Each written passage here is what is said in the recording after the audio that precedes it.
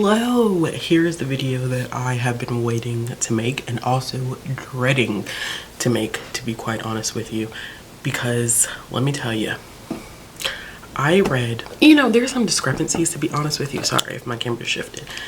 My child left their diamond painting stuff right there. Whatever. It's kind of weird because my yearly books, like my year of reading through Goodreads says 1,000, but then the reading challenge says 1,005, and I'm not sure which one is right. I think there were two titles that were somehow accidentally counted twice, but those were the only ones that I could find that were counted twice. So we're just gonna say 1,000 because I'm not sure what the discrepancy is, which is fine because I'm gonna do my own tracking and stuff this year. I'm really aggravated with Goodreads, but that's not what this video is about. So there is that. But yeah, I'm here to talk about my favorite books of 2024. Now, because I read so much, it was really, really hard to go back, y'all, and figure out what exactly I loved. I had a lot of good reads. And so here's what we're gonna do, because I need this video to be seamlessly quick. I don't want to be here for an hour. I don't want to make an hour-long favorites video. So what I did is I went through and I wrote down the titles that I still think about, that I still talk about, that I still recommend constantly. And then out of those titles, I chose a top 5 for several different categories. So we have a picture book category, we have an informational picture book category, which is nonfiction. We have a middle grade category, a YA category, and a graphic novel and manga category. Now, I have a little bit more in the graphic novel and manga category just because I didn't put any young adult graphic novels or middle grade graphic novels in their respective age categories, and so that one I believe has 10 instead of a top 5, which all the other categories have a top 5. I am not going to talk long about each book because I do kind of want to make this as quick as possible, but here we are. Here are the best. I am going to, for some categories, actually I think for all categories, there's at least 2 or 3 honor books. So I am going to tell you what those honor books are. I'm not going to talk about them, but these are books that you definitely should check out. They just did not make it officially into my top 5. Could this top 5 change if I sat down and did this video 2 weeks from now? Probably. Once I had some time to really absorb it, think about it, let it sink in, it probably would change in a couple of weeks, but it's fine. We're gonna go with it because I can't keep changing.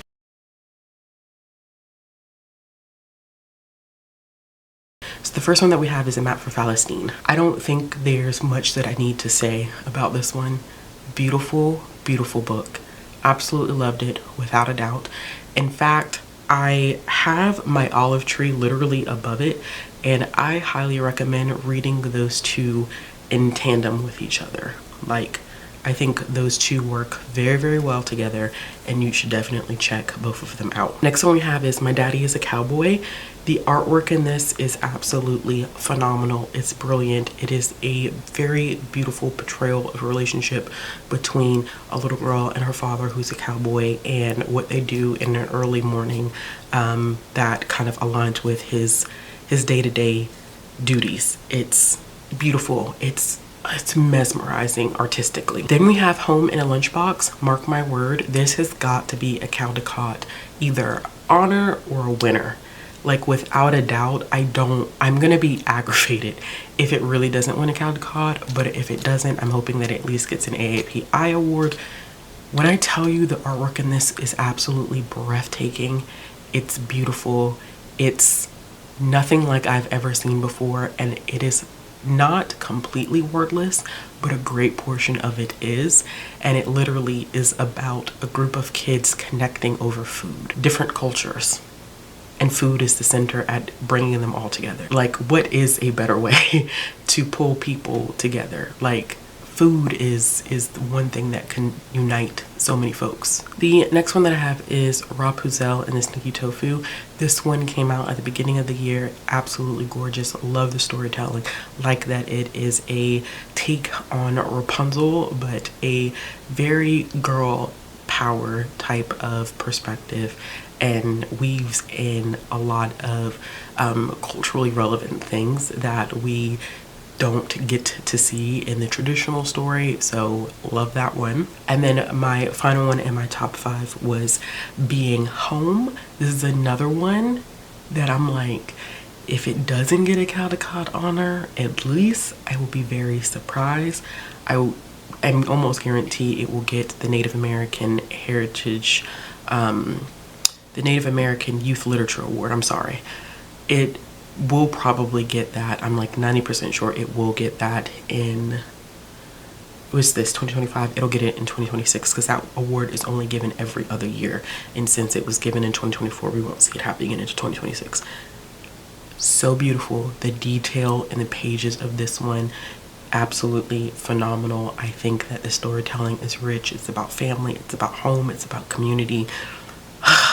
Please read that book, y'all. If you have not read it, I am begging you to read that. I think like these top 5 are books that I constantly talk about, that I constantly recommend because I think they're absolutely phenomenal.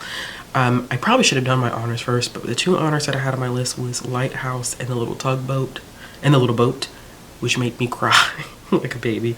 And then also Simone, which there's not enough words for that book either. Excellent.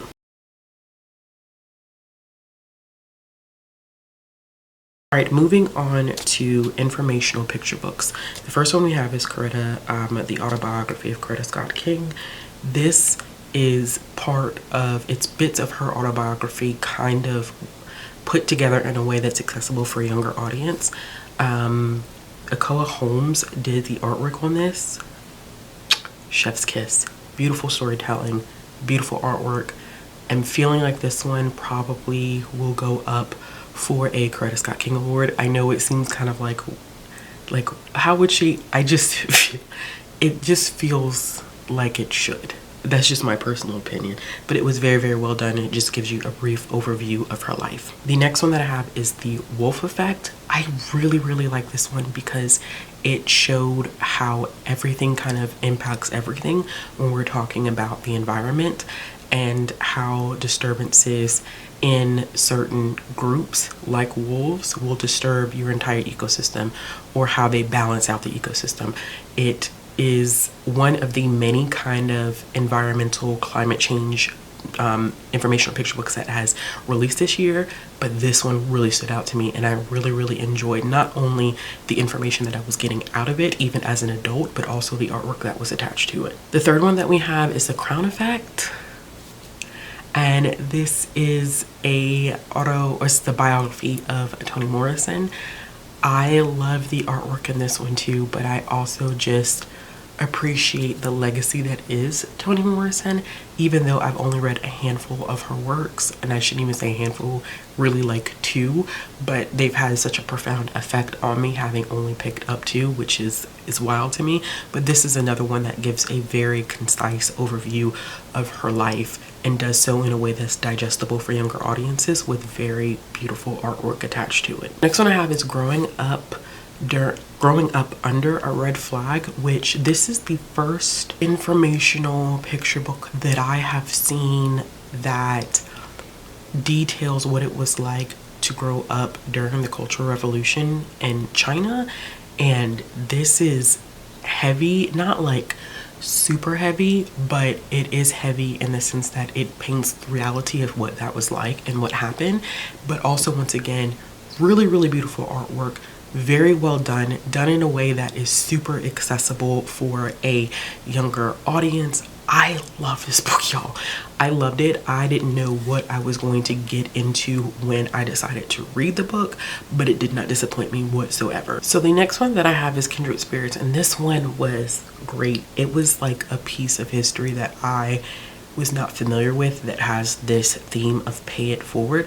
So it talks about the potato famine that happened in Ireland, but that Choctaw people raise money to give to Irish communities in order to help them during the potato famine. And so what they did is in 2017 they built a monument to show the relationship and the bond between the two groups. And then in 2020, when COVID-19 was disproportionately affecting Navajo Nation Hopi tribe, the Irish then raised money because they remember the Choctaws' kindness during the potato famine.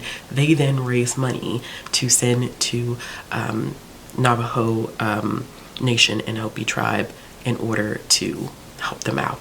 So I think that it was just a unique connection and unique storytelling and a pay it forward like that I did not know anything about, and I think that that's absolutely phenomenal. Like, and the back matter information in that one is really, really good as well if you're looking for even more additional information about it.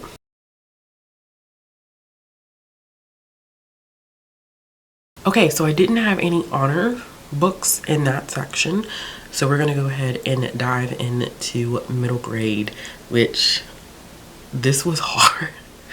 I read a lot of good middle grade last year, and let me tell you, it was very, very difficult to go through and make a decision about what I thought was like the best of the best. So the first thing that we have is Shark Teeth.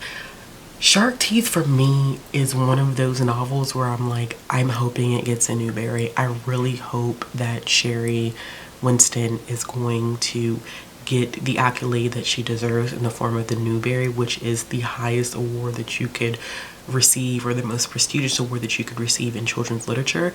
Shark Teeth is not for the faint of heart. It has a crap ton of content warnings attached to it, but I think that the storytelling behind it was so great and so, I want to say it was raw, but in a way that was appropriate for the intended audience, because we are dealing with a abusive parent, a verbally abusive parent who also struggles with substance abuse, and that is tough, especially when the weight of trying to keep the family together falls on our main character. She just wants the opportunity to be a kid, and she's not really given that opportunity, and she just doesn't want her mom to continuously lose custody of the kids. So basically what ends up happening is that this is her final chance, and if she doesn't keep it together, she will lose custody for good, and she's already lost it, I think, twice before the start of the book. And she just wants her family to stay together because she has a younger sister and a brother that unfortunately has fetal alcohol syndrome. So there's so many moving parts to this, but it was done with grace and compassion, and you can tell that Sherry really cares about her characters and really, really cares about her audience. And I just think that she deserves a Newbery for this one. Like, I cannot stop thinking about this book. Literally cannot stop thinking about this book. So there's that. The next one that I have is Across So Many Seas. It doesn't shock me that Ruth Behar ended up on this list.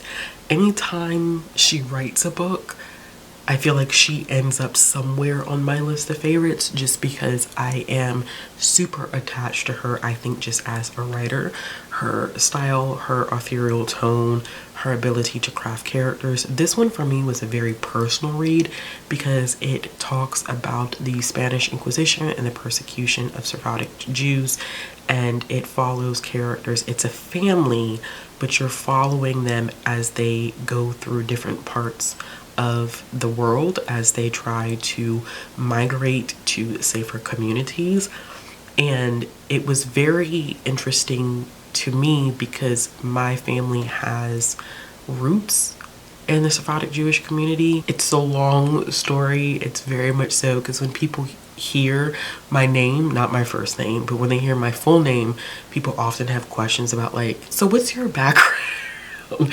And the family name is attached to a family that would have been part of the Sephardic Jewish community that was persecuted during the Spanish Inquisition. So there's a lot of interesting history in this that is very tied to my own personal understanding of my history on my father's side. But outside of that, I think stepping into this beautifully done, layered historical fiction is just one that, like, I mean, I'm not surprised that I absolutely adored this book. For this one, we're speaking about awards, and I know, like, this is not about me making, like, guesses and judgments about awards, but while I have you here, I don't know if this one will be a contender for award season or not. It may. I do think that it could potentially get a Sidney Taylor.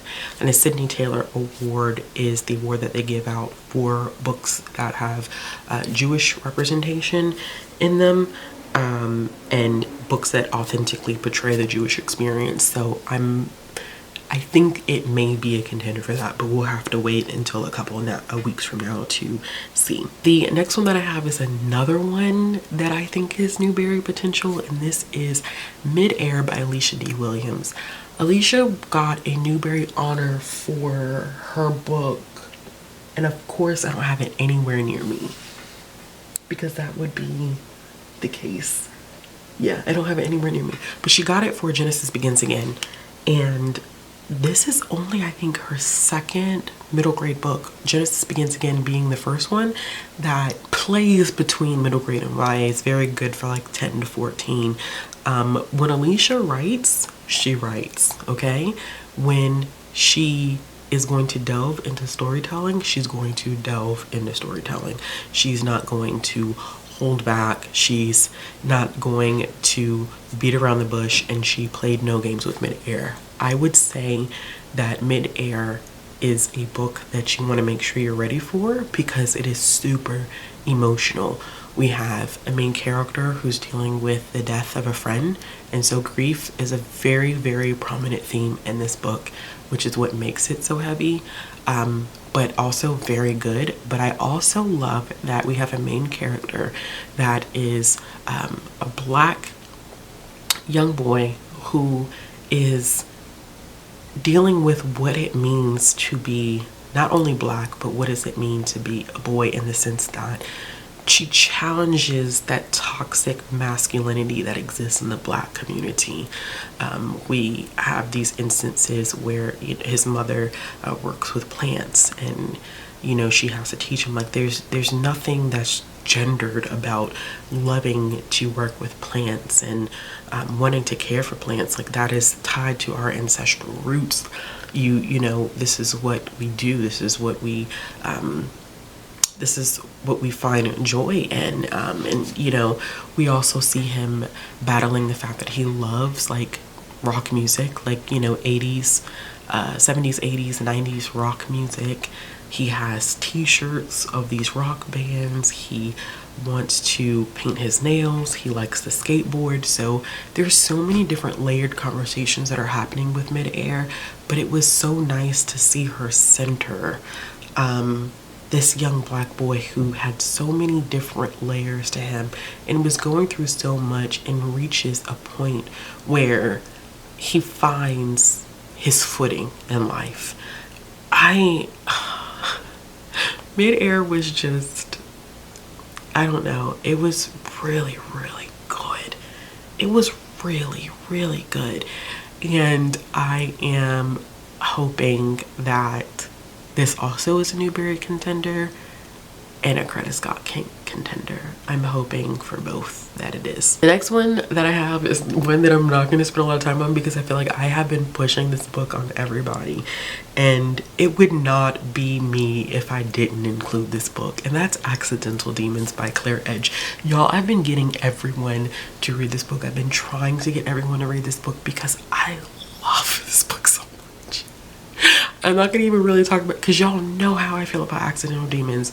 If you've watched this channel, you know how much I love Accidental Demons, how much I love Claire Edge, how much I love what they did with this book. It was just, oh my gosh, one of the best ways to think of a fantasy world and to have disability representation in this world, and the two of them are directly connected.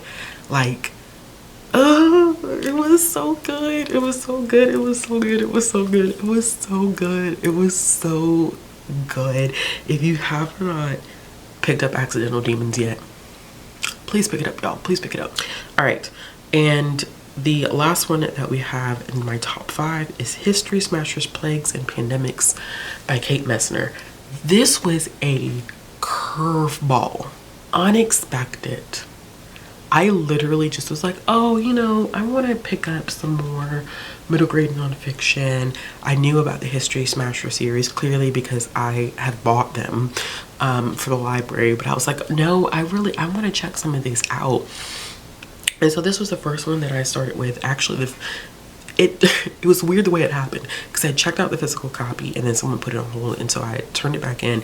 And then I was like, I think we have a digital copy of this too. So I went and I checked out the digital copy. I did not want to put this book down. I had a dinner to go to one night and I was like, I can't believe I have to stop reading my book because I have to go to dinner. But it's a great middle grade nonfiction that talks about pandemics and plagues in a way that's accessible for a middle grade audience. It has graphic novel elements. It has real life pictures. It has like these history smasher moments where it proves kind of things that have become mainstream thoughts. It proves them to be inaccurate. It's not super, it's text heavy, but text heavy in a way that's entertaining for the audience.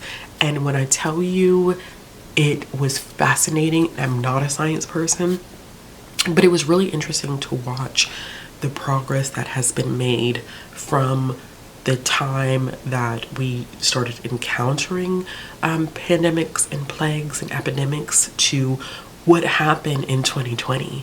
And I've seen some people review this and I know what it's about, but I think it's interesting that I saw one reviewer, and I did not intend to speak about this book this long, but I didn't do a December wrap up, so I'm going to talk about it because I feel like this is what I appreciated about this book. This book was written with facts, okay? It did not include any feelings or anything like that. This was a straightforward fact book, okay? I literally saw someone review this book and say that this book was well written up until the point that it talked about COVID-19. It amazes me, like, the cognitive dissonance that some individuals have, because literally COVID-19, the way it was handled was a direct reflection of how the flu pandemic was handled in the earlier 20th century. The same exact thing. And even though I knew that they had done things like ask people to mask and stuff like that, I didn't know like about the fact that there were pockets of the US that specific, like they just decided, oh, we're gonna throw parades, we're gonna do this, and they had their numbers skyrocket. Literally the same thing. And for me, it was this emphasis of the fact that if you don't freaking pay attention to history, you are bound to repeat it, because literally everything that Kate Messner wrote about the flu pandemic in the early 20th century was a mirror of what we did in 2020. The leaders who were in power then, who were trying to ignore it, who didn't want to concede to the fact that they needed to shut things down to protect their citizens. Same thing. What this reviewer I think did not like is that she called out world leaders that we are familiar with, that we know. And it's like, how is this different from what she wrote previous? It was like, oh yeah, this got too political. And I'm like, how is this too political when it's literally the same thing? But whatever. Either way, I can't wait to read more of the series. I have some that I physically have checked out. And there were a variety of different topics, but that was good. It was good, and it was a quick read, but I ate it up. It was so intriguing. It was so interesting. Just the history nerd in me was very, very happy to have that. The two honors that I have is Louder Than Hunger by John Chu. This is a book that deals with disordered eating, and there's a lot of content warnings on this one, but I thought John Chu did a wonderful job with it.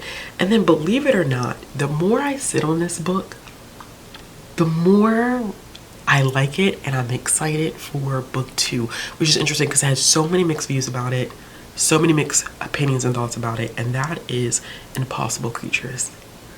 I know. I did a long vlog about it where I as a matter of fact, both of those books were in the same vlog. And I know I talked about both of them, and I was so like teetering with Impossible Creatures, but y'all, I think that ending is, I keep thinking about the ending of that book. It keeps replaying in my head. It's living in my head rent free.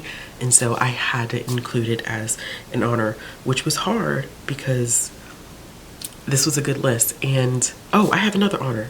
Look at me not highlighting stuff. I specifically highlighted stuff in my notebook so I wouldn't do that. But Code Red was another honor for me. It wasn't a 2024 release, but it came out in 2023, but I read it in 2024. If you're looking for a book about period inequity, like access to period materials for those who, people who menstruate from a middle grade perspective, damn good book.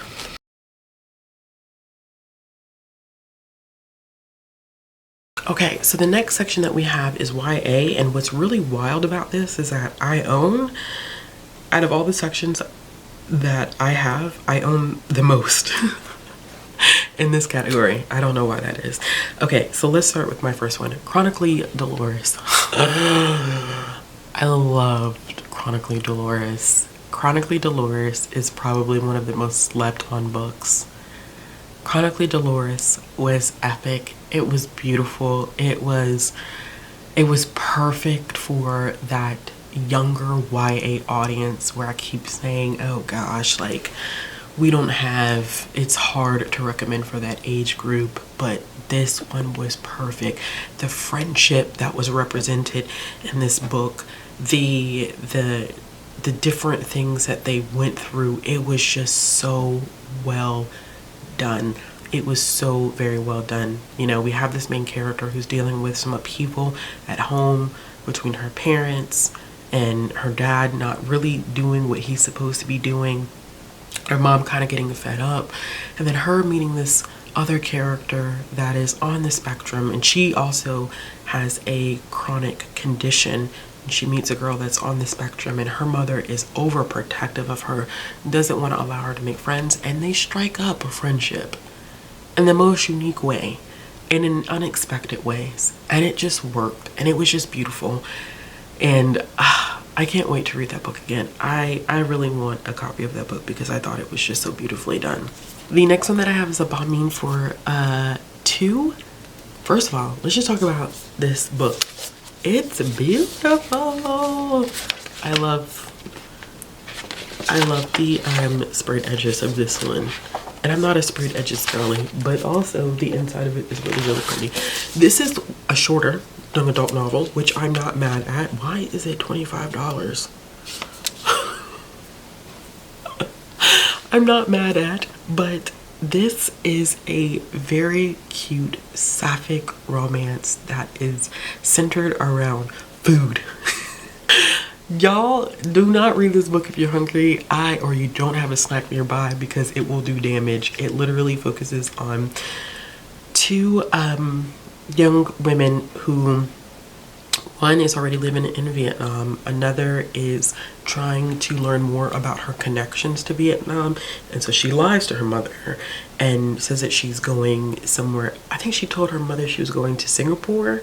I can't remember where she said she was going, but she ends up not going there. So when she gets to Vietnam, the 2 of them end up having connections, but there are a lot of interesting themes in this one, mainly about family and identity and love, like first love. It was very, for the length of it, it was very, very well done, and the food descriptions are literally to die for. It's so good. I really enjoyed this one, and this one also was a Goodreads Choice Award fiction nominee. Of course, we know what won, but that's beside the point, I guess. Okay, so the next one that I have, I'm not gonna lie to you here. I chose one book and then I was like, you know what? I'm just gonna put the whole series up here because baby. I finally gave in and was like, I'm gonna read Belladonna by Adeline Grace.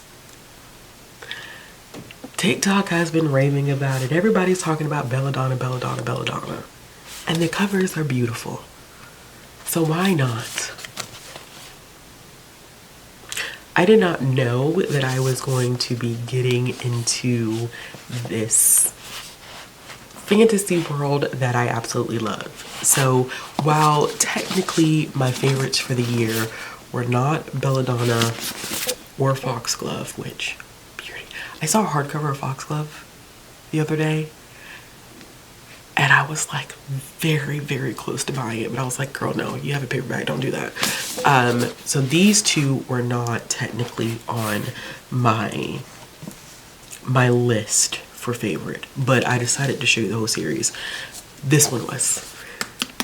This was it. This is the Barnes & Noble exclusive edition that's very, very pretty, that I absolutely love. Has beautiful end papers to it. This is one of the few series or few books where I'm very interested in special editions of it, because that's how much I love the series.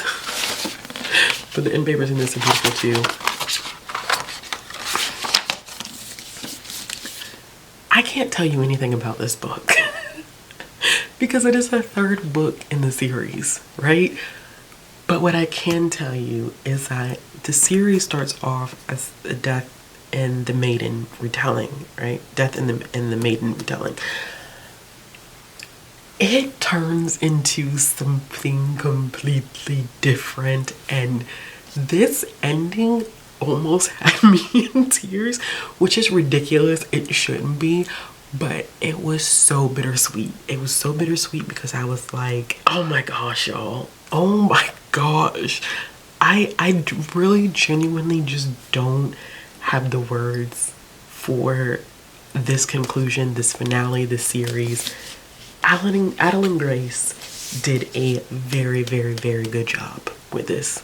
In my personal opinion, I think she did a very, very good job.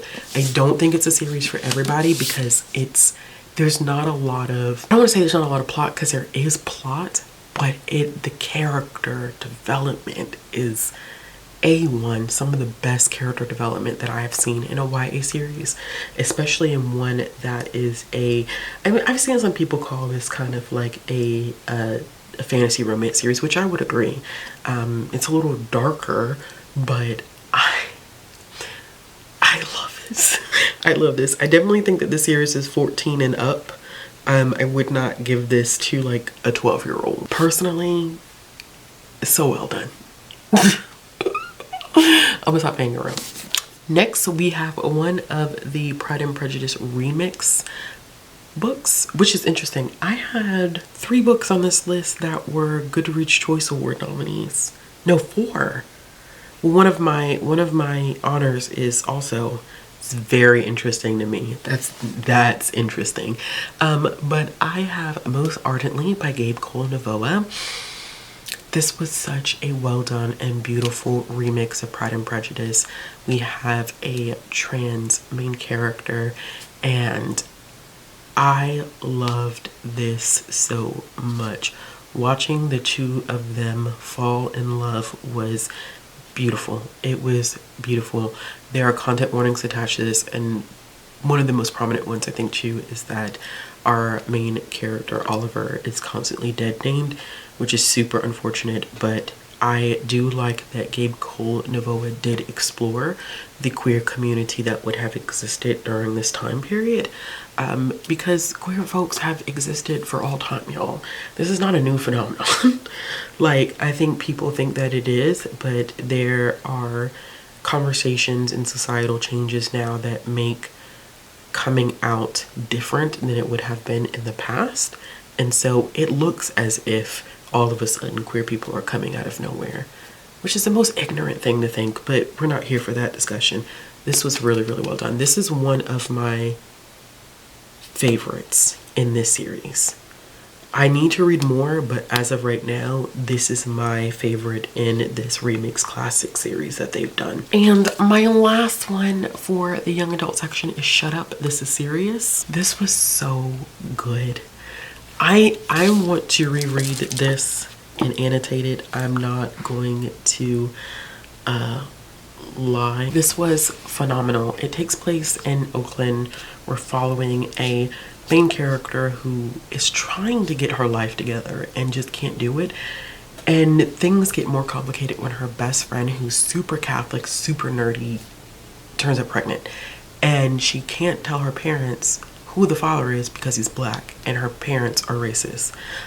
Both of them are Latina, and so there's some conversations about how racism can exist in marginalized communities against other marginalized communities. It's very, very interesting, and I do think that it was handled very, very well. This was so well written, and if I'm not mistaken, this has been nominated for an award already. So this one is a William Morris Debut Award finalist. So they give these out, they put up their finalist prior to the Youth Media Awards, so we'll find out in a couple of weeks whether she won the award or not, but this was a finalist, which I'm so happy for her. All right, so one of my honor books for the young adult section was Every Time You Hear That Song, which very interesting. I don't know, like music industry, sometimes your heroes are not really the people you think they are. You shouldn't put people on pedestals type of situation. Dolly Parton, it's very Dolly Parton-esque like cover there. We have a bi main character. I really like that one. I was very surprised like how much I really enjoyed that one. And then my other honor for this year is Thirsty by Jazz Hammond. I still think that We Deserve Monuments is my favorite, but this one was also phenomenal, and it was a Goodreads Choice Award nominee, and I have talked about this in a vlog that I have coming out about the Goodreads Choice Awards, hopefully sometime in February, because it's not coming out this month. I know it's not coming out this month.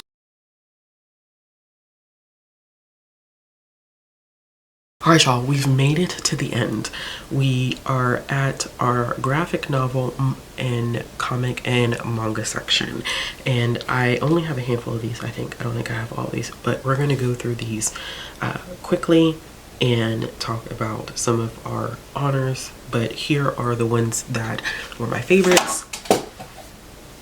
My mouse just dropped off of the books. That's weird. Okay, first, Saga Volume 11. I literally can't tell you anything about this, y'all. There's nothing for me to say. And it's super unfortunate because I really enjoyed it. It was very well done. And after the heartbreak that is Volume 9 of Saga, trust me, work your way. We do heal, okay? We're getting somewhere. But Volume 11 was really good, and I'm waiting patiently for Volume 12. They've slowed down on writing this, and I understand why. It's the same team of people, and so keeping the same trio for this entire series is unheard of when you talk about a comic run, and so I can understand why they've been taking their time with it. But my goodness gracious, give me Volume 12. Next we have My Happy Marriage. Very shocked by this one. I picked it up this year and I have really enjoyed it. It is another series that I would love to eventually own. It is a historical fantasy romance. It has all types of stuff. We have and it's Cinderella-esque because we have a main character who's not treated right by her family. They treat her horribly, but she ends up getting linked to this other character who is known for kind of kicking his fiancés to the curb, but there's something that's a little different between them. I do like that there's a lot of magic in this. I am excited to watch the anime. Like, I'm so immersed in this world, and I like it so much at this point. I'm just gonna start reading the light novels because we get these volumes so slow. I feel like we're only getting one a year. If we get 2, I'll be shocked, but it feels like we only get 1 a year, and that's devastating. The next one that I have is the Cursed Princess Club. Y'all know I love the Cursed Princess Club. This was an unexpected read for me. I was not expecting to love this book so much, but I did. No, I have not finished volumes 2 and 3, and I need to finish volumes 2 and 3 because the 4th one does come out this month.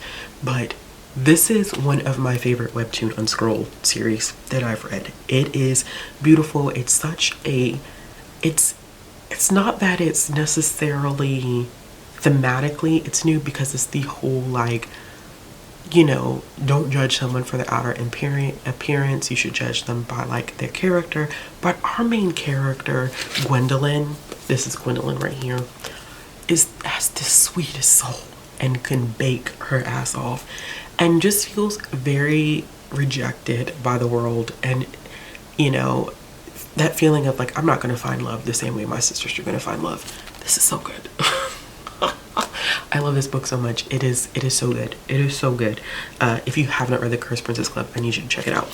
We also have a series, Their Married Empress. This is one of the kind of like handful of manhwa. Like, I started this year, or in 2024, I got introduced to manhwa in 2024, fell in love with some series, had some series I didn't really like, Thinking of You, Tomb Raider King, did not like you at all, but I did enjoy and really fall in love with 2 series. The first being The Remarried Empress. I've talked about this one a lot. I'm currently on volume 5. I probably will read this as soon as I get finished filming, because I have volume 6, 7, and 8 on hold from the library. Ready for it. We have an empress who was betrothed to the emperor, and they were kids, but they grew up together. They were friends, and he goes and he gets himself a mistress. Child, the scandal. He goes and gets himself a mistress and then starts treating her like trash. And she's like, listen, you can have your mistress, but what you're not going to do is put your mistress above me. And that's what he starts doing, and he's a real jerk for it. But I love this series to death. It's messy, it's fun, I love the characters. I'm excited to see, because there's a potential romance in here for her, and I'm like, girl, leave that man, leave the emperor, and get you what you want in life. And so I'm hoping that that's what we end up seeing eventually through the series. The other one that I ended up really liking is Villains Are Destined to Die.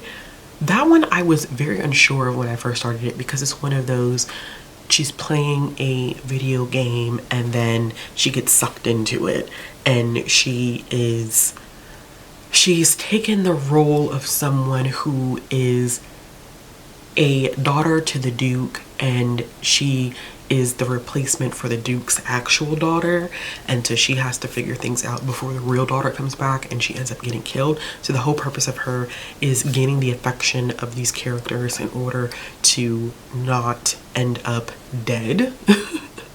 But it ends up being a lot more complicated, because she ends up winning the affection of a lot of different people, and so it's her trying to keep this balance of keeping their affection levels up and trying to keep herself alive. I really loved it, but we were caught up with because I think that one's on Tapas. We were caught up with it, and so now I think the last one we got was volume 6 maybe, and I think volume 7 should be coming out this year. The next series that I have is Insomniacs After School. I ended up reading Insomniacs After School.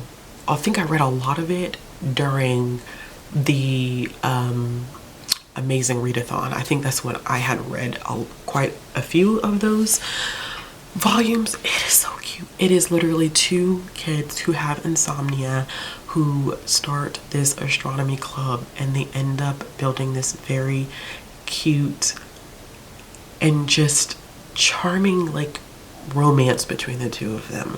It's very middle school, first crush, first girlfriend, first boyfriend, first partner, like figuring out those feelings, and also struggling to navigate the world as a person that has insomnia, which, you know, I have a partner and a friend who both have insomnia, and it can be a very isolating and lonely condition to have. So I have literally adored every single one of the volumes of those.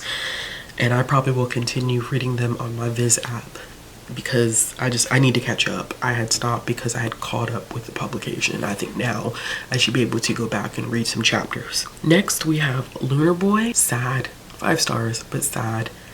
It's a moon child who ends up getting rescued by a space crew, and they end up being adopted, and they go to Earth, and their mother is remarrying, and they're trying to navigate being in this new world and figuring out their identity. And it has such a cute little crush moment in it. And there was a scene, there was a couple panels at the end of this that literally almost had me sobbing like a baby.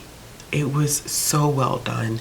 And I can't, I always have trouble saying their last name, but it's a set of twins who have done this together, but they also did the artwork for my other favorite one for the year, and that is Weirdo by Tony Weaver Jr. It is so good.